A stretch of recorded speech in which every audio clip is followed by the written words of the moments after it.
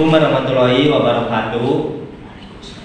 Pada kesempatan kali ini kami akan mempresentasikan karya tulis ilmiah kami dengan judul Kreativitas Mahasiswa dalam Mengatasi Kesulitan Belajar Matematika. Yang pertama ada latar belakang. Matematika adalah ilmu universal yang memiliki peran penting dalam disiplin ilmu dan pengembangan daya pikir manusia. Namun, materi yang diajarkan sebagai bentuk yang sudah jadi, bukan sebagai proses. Dalam hal ini, ide kreatif tidak berkembang, kurang melatih daya nalar, dan tidak terbiasa melihat alternatif lain yang bisa digunakan. Hal tersebut sangat berpengaruh terhadap kemampuan seseorang dalam menguasai matematika. Ketidakmampuan seseorang dalam memahami materi akan menimbulkan kesulitan sehingga menghasilkan kesalahan. Oleh karena itu, kesulitan-kesulitan tersebut harus dianalisis sehingga bisa menghasilkan cara yang efektif untuk mengatasinya.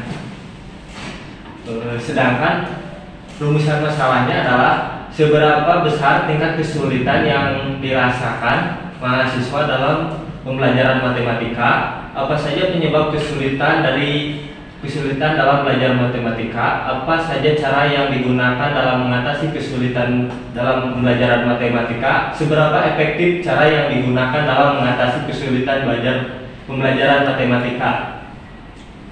Kemudian ada tujuan penelitian. Di sini kami mengemukakan 4 tujuan, yaitu yang pertama dapat mengetahui seberapa besar tingkat kesulitan yang dirasakan mahasiswa dalam pembelajaran matematika.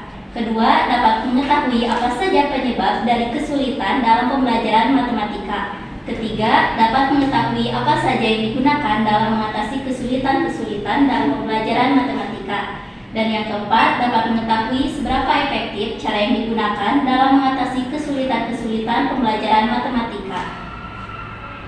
Metode penelitian yang kami gunakan dalam menyusun karya tulis ilmiah ini yaitu survei deskriptif, atau suatu metode penelitian yang dilakukan untuk mendeskripsikan atau menggambarkan suatu fenomena yang terjadi dalam masyarakat. Selanjutnya ada objek penelitian. Di sini ada 4 poin. Yang pertama, tingkat kesulitan pembelajaran matematika, cara mengatasi kesulitan belajar matematika, penyebab kesulitan pembelajaran matematika, serta efektivitas cara mengatasi kesulitan pembelajaran matematika. Proses penelitian. Survei ini dilakukan dengan pengisian Google Form. Pada mahasiswa semester 1 jurusan pendidikan matematika, ada sekitar 20% koresponden yang memberikan jawaban. Terdapat 4 pertanyaan yang diberikan. Bisa kita lihat hasil penelitiannya ada 4, yaitu yang pertama tingkat kesulitan belajar matematika, yang kedua faktor penyebab, yang ketiga cara mengatasi, dan yang keempat efektivitas. Dari olahan data yang pertama yaitu tingkat kesulitan pembelajaran matematika, dapat kita lihat bahwa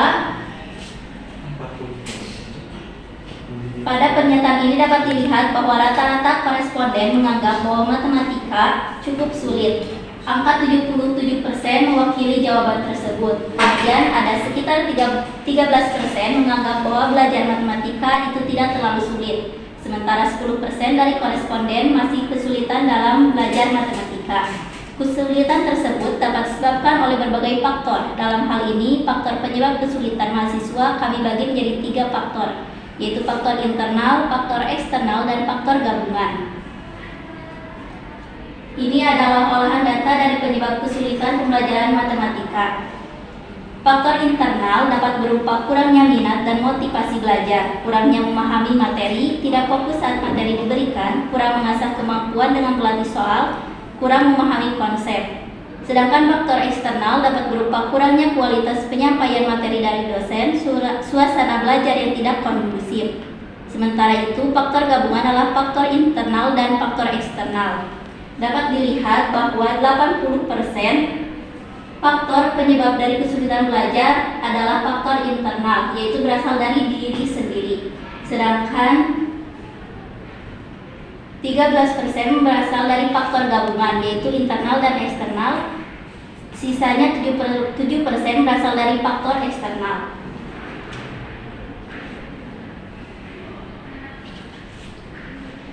Selanjutnya ada cara mengatasi kesulitan belajar.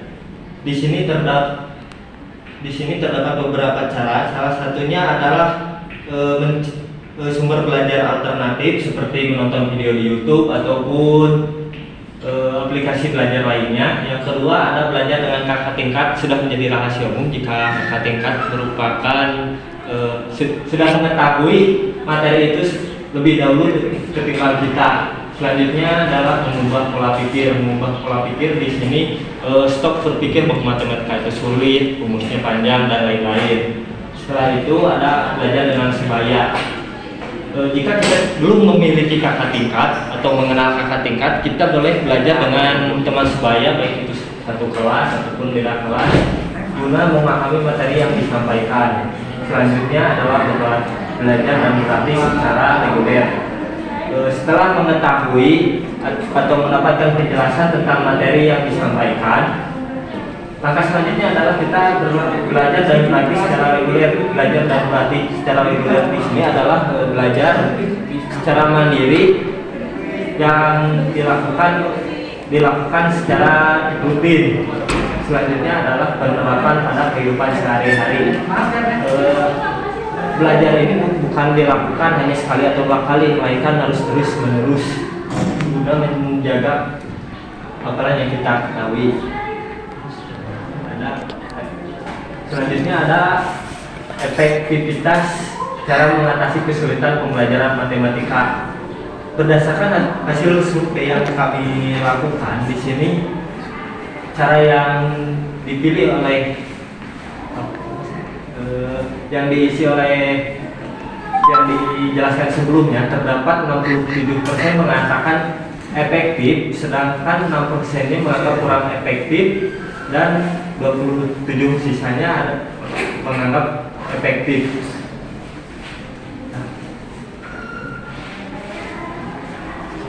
Kesimpulan dari karya tulis ilmiah kami adalah rata-rata mahasiswa merasa kesulitan dalam belajar matematika.